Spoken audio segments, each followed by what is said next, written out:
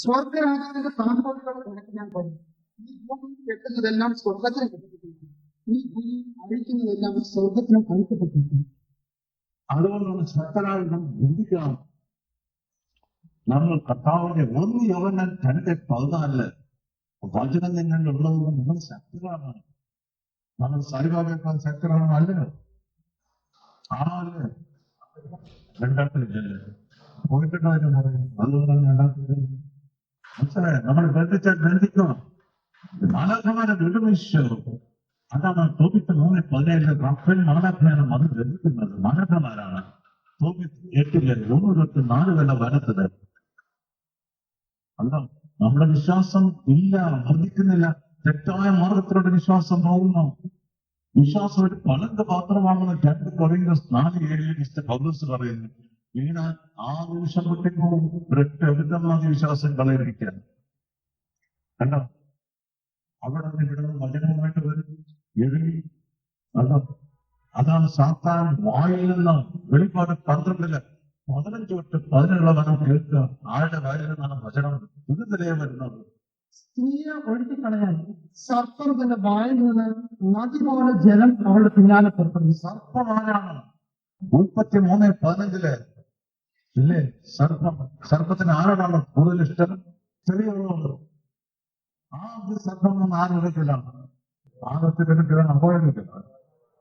അപ്പോഴെടുക്കുക 33:1-14 സർപ്പം പറഞ്ഞെല്ലാം വിശ്വസിച്ചു പാപം ചെയ്തു. ആദത്തിനും കൊടുത്തോ? ആദത്തിനും പഠിപ്പിച്ചോ? അതിന്റെ ഫലം നമ്മളെല്ലാം അനുഭവിക്കുന്നോ? ഉണ്ടോ? അപ്പോൾ സർപ്പം അവൻ വന്നാൽ വായിൽ നിന്ന് എന്താ വരുന്നത്? നല്ലതാണ്. സ്ത്രീയെ ഒഴുക്കിക്കളയാൻ സർപ്പം തന്റെ വായിൽ നിന്ന് നദി പോലെ ജലം അവളുടെ പിന്നാലെ പുറപ്പെടുന്നു. കണ്ടോ? അമ്മയെ മകത്തിന് പിന്നാലെ ജലം പുറപ്പെടുവിക്കാൻ എല്ലാ അറ്റാക്കും ആർക്കിട്ടാണ്? അമ്മയ്ക്കിട്ടാണ്. വെറുതെ ഇരിക്കുന്ന അമ്മ കണ്ടോ? വചനം മാത്രം സ്വീകരിച്ച് ഇതാ ദാസി അവസ്ഥയിൽ നിങ്ങൾ വരുമ്പോ നിങ്ങളെ അറ്റാക്ക് എല്ലാവരും കൂടി ലോകത്തിന്. അപ്പോഴാണ് ചാടി ആണെന്നൊക്കേണ്ടത്. മത്തായി 5:10-12 വേണം. അപ്പൊ നാം ആത്മാവിൽ സന്തോഷിക്കണം. പലരും നമ്മളെ വേദനമായി പീഡിപ്പിക്കുമ്പോൾ ഇല്ലാത്ത എല്ലാം പറയുമ്പോൾ നേരത്തെ പിടിച്ച് വ്യഭിചാരത്തിൽ നടക്കുന്നു. അപ്പൊ എല്ലാവർക്കും സന്തോഷമാണ്. അതിന് വിട്ടുപോരുമ്പോൾ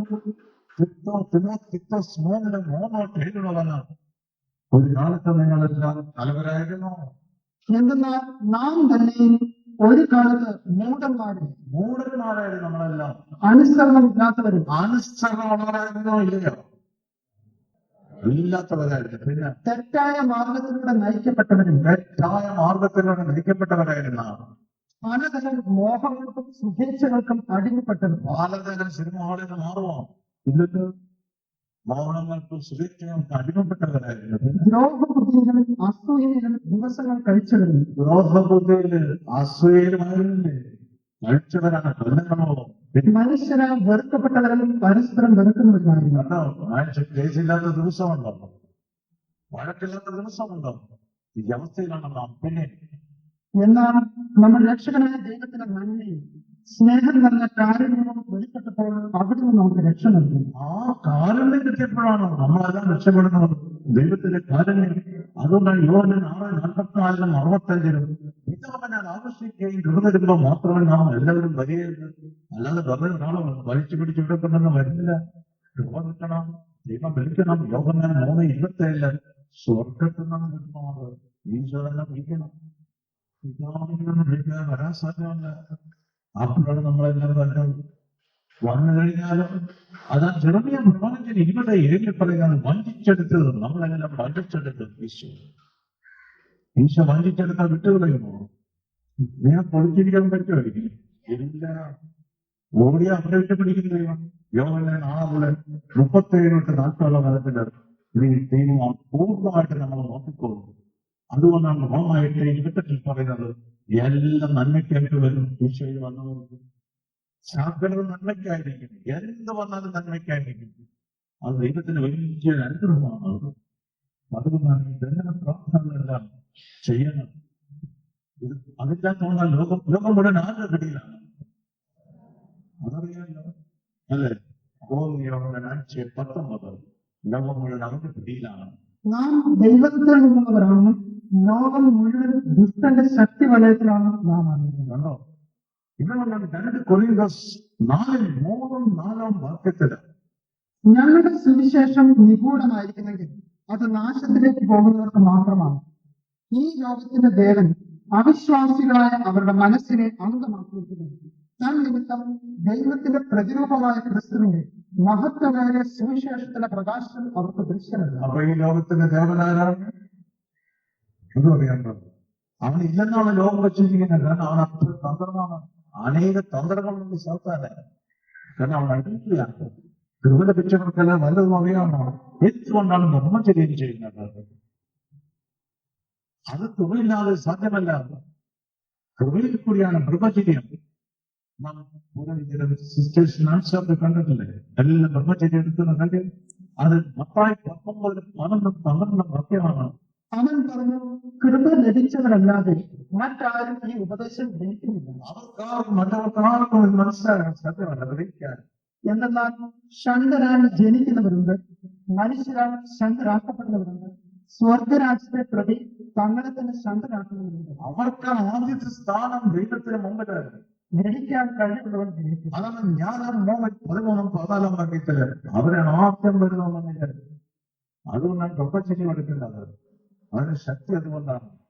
അതുകൊണ്ടാണ് സ്വർഗരാജ്യത്തിന് മഹത്കാണ് ആദ്യം വെളിപാട് 14 ഒന്നുകൂടെ കണച്ചു വരുന്നവർ.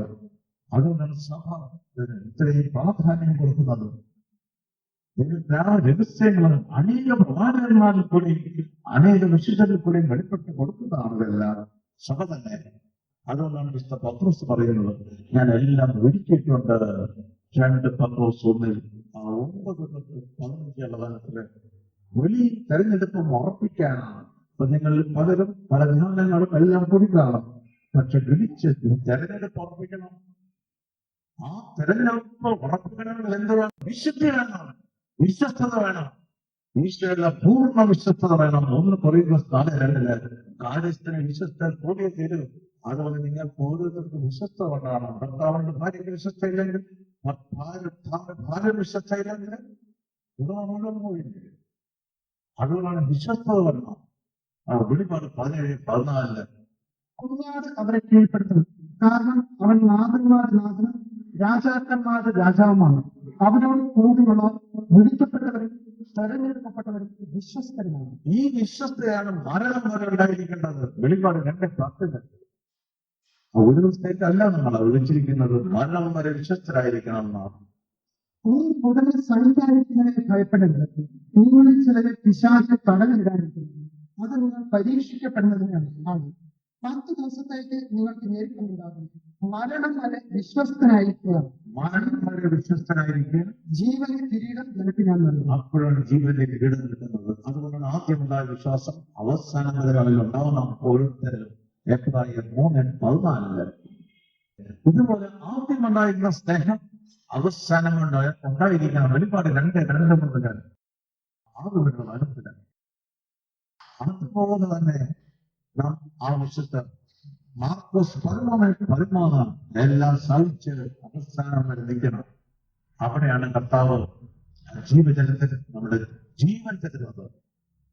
ജീവൻ അതാണ് മാർക്കോസ് 10:30-31 വാക്യത്തില് പൂരണത്തിന്റെ കൂടെ എന്തെല്ലാം ഉണ്ടാവും?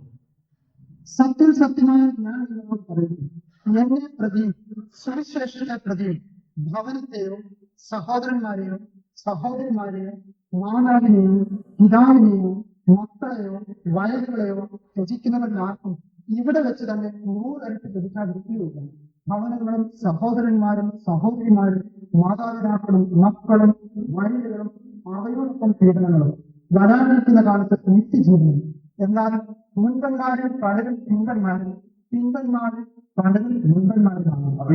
ഭൂമിയിൽ വെച്ചാല് എല്ലാത്തിനും 100 ഇരട്ടി ലഭിച്ചിരിക്കും. സകലതും